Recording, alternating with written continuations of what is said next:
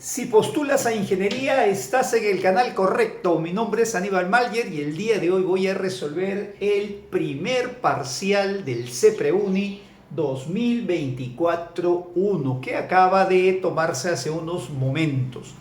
En la primera pregunta tenemos un problemita clásico de esperarse, era obvio, un problema de análisis dimensional.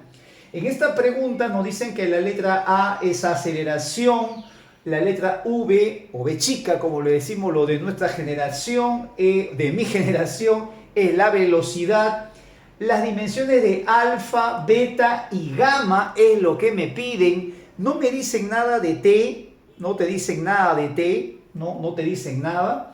Y ahí te dan la expresión. ¿Cómo se plantea este tipo de ejercicios? Cuando nosotros tenemos problemas de análisis dimensional, siempre debemos recordar que hay dos formas de plantear. Cuando son productos y cocientes, la idea es hallar la dimensión de cada uno.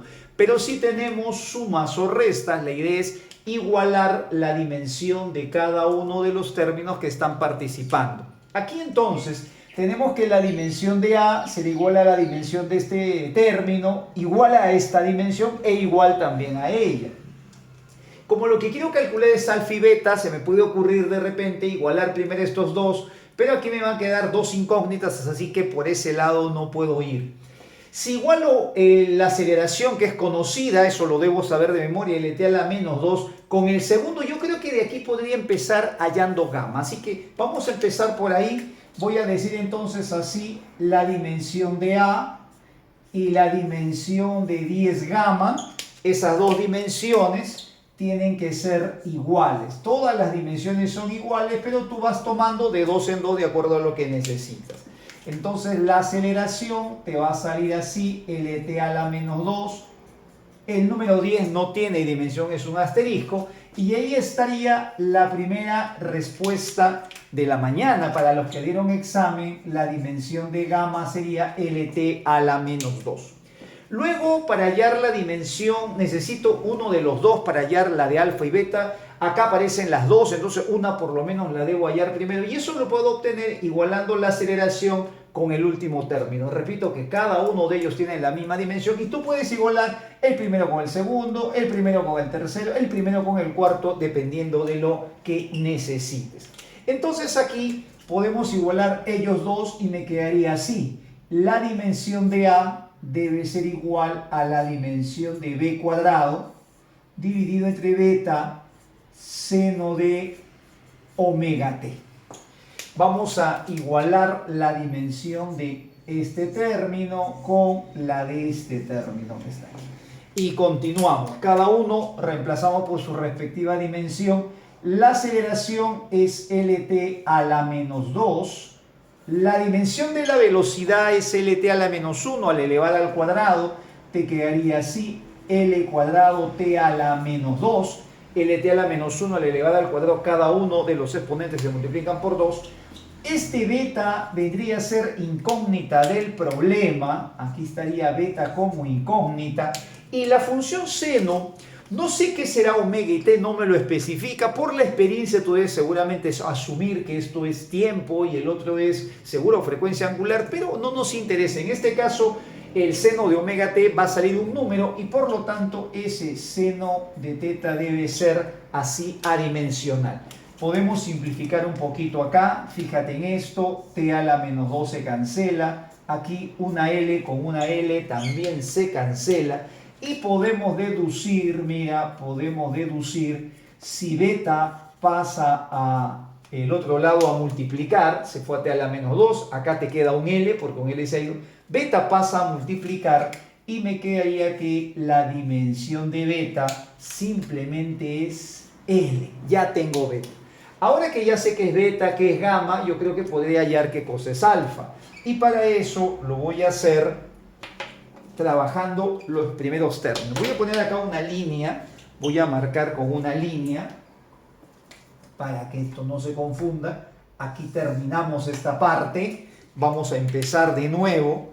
Voy ahora a igualar este 10 con esta expresión, sería así. La dimensión de A, ya sé que es LT a la menos 2 porque es aceleración.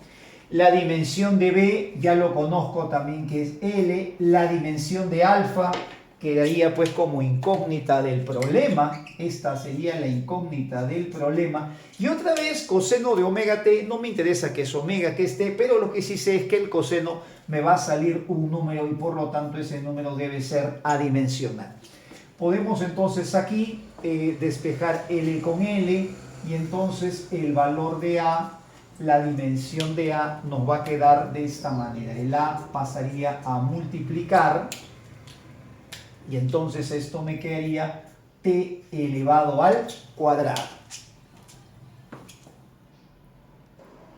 En la segunda pregunta tenemos un problema bastante clásico en los colegios. Estos problemas se hacen también en RM y es un problema de tiempo de encuentro. Dicen en la pregunta que dos móviles están con MRU, dice que se mueven en una misma recta, van al encuentro, dice el problema uno del otro, con sentidos contrarios y con rapideces de 3 y 5. La distancia que los separa es 57,6 kilómetros, lo paso a metros, 57.600. Y entonces me piden calcular el tiempo que tardan en encontrarse. Como ya sabemos, ellos van a avanzar, ¿no? Los dos van a avanzar de esta manera, él también va a avanzar. El que tiene más velocidad probablemente pues no recorra más hasta el encuentro, es el mismo tiempo para los dos. Y el tiempo de encuentro aquí se calcula así, esto lo he mencionado en algunos repasos que he hecho, se aplica con movimiento circular también se puede hacer en línea recta. El tiempo de encuentro va a ser la distancia de separación, que en este caso es 7600, entre la suma de las rapideces. Operando eso, esto me debe salir 8, esto me debe salir 7200 segundos. Como la pregunta te lo dice en horas, te piden si cuántas horas, entonces la respuesta sería que el tiempo de encuentro es 2 horas. En la pregunta número 3 también encontramos un problema de MRU. Vamos aquí a ampliar para leer el enunciado. Dice que estamos en el plano XY y dice que la partícula A está en la posición menos 40i. Menos 40i significa que está en el eje de las X del origen hacia la izquierda. Ahí está, del origen hacia la izquierda. Y se mueve con una velocidad de 20i, o sea, se mueve hacia la derecha, así como lo ves acá. Y luego dice que en ese mismo instante la partícula B está en la posición menos 160 con una rapidez que va así, mira, para arriba. Su velocidad sería velocidad o rapidez de B con su J, que es la que me da el carácter vectorial. Y dice que las dos partículas se cruzan aquí, justo aquí en el origen se van a cruzar. Y la pregunta es, ¿cuánto vale esta rapidez? El hecho que usemos los vectores no significa que tenga que a veces utilizar pues todo los i y los j en todo momento. Es importante aprender a interpretar lo que se está tratando de transmitir, o sea, la información que viene contenida en esos vectores. El hecho de poner i, j quiere decir que en qué eje estás, es una forma de decirlo, no te dan el dibujo, por ejemplo, solo te dicen, ¿no?, esa información, y uno debe interpretar que esto es horizontal, está a la izquierda del origen, esto es vertical, está debajo, y queda así la figura. Una vez que haces eso, tú puedes tranquilamente usar esta fórmula escalar, que es distancia, rapidez por tiempo. En el caso de la partícula A, quedaría así. Para la partícula A, la distancia que recorre hasta llegar al origen sería 40 metros. La rapidez, que es el valor de la velocidad, sería 20. Y podemos deducir de ahí que el tiempo que se demora es 2. Algo parecido puedo hacer ahora con la partícula B. ¿Qué distancia recorre B? Para llegar al origen tendría que recorrer una distancia de 160. Recuerda que la distancia es el valor de ese desplazamiento. La rapidez es lo que queremos calcular y el tiempo vale 2. ¿Cuánto tiene de rapidez entonces? La respuesta es 80. En la pregunta número 4 nos encontramos con un bonito problema de MCV. Me dicen que una partícula tiene un MCV, movimiento circular o circunferencial uniformemente variado. Dice que parte del reposo, voy a ponerlo por aquí, rapidez inicial igual a 0. Y esto ocurre en el instante t igual a 0. Luego dice que entre los instantes 2 y 4 realiza un desplazamiento angular. El desplazamiento angular no es otra cosa que el ángulo girado de 90 grados. Voy a imaginarme, si este es el instante 0, voy a imaginarme que aquí en este punto está en el instante 2, y para que haga un desplazamiento angular de 90, en el instante 4 tendría que estar así, tendría que estar en este punto, aquí en el instante 2 y acá en el instante 4, para que el ángulo sea pues de 90 grados. Esto también puede estar en otra posición, pero yo lo pongo así para que lo podamos ver mejor. Entonces parte un instante 0, no sé desde dónde, pasa 1, 2, 3, 4 y de 2 a 4 justo, mira, hay un ángulo de 90 grados. Me piden calcular la aceleración angular. Y este problema, escúchame bien, se puede hacer muy fácil con la propiedad de los movimientos uniformemente variados. En el capítulo de caída libre, y está en este vídeo, explico que cuando Galileo descubre que hay un MRV, las alturas recorridas cumplían una regla, eran una proporción aritmética, y la razón era la aceleración de la gravedad. De forma semejante se puede llevar eso a cualquier movimiento, primero rectilíneo, siempre en el primer segundo va a recorrer la mitad de la aceleración, y en los siguientes la razón es la aceleración, y también se puede llevar esa misma regla al movimiento circular uniformemente variado.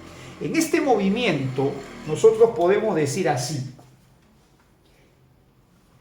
parte del reposo en el instante 0, pasado un segundo me voy a imaginar que tiene que haber recorrido un ángulo, pasado otro segundo otro ángulo, por acá llegará el instante 3 y después el instante 4, y entre 2 y 4 se cumple el 90.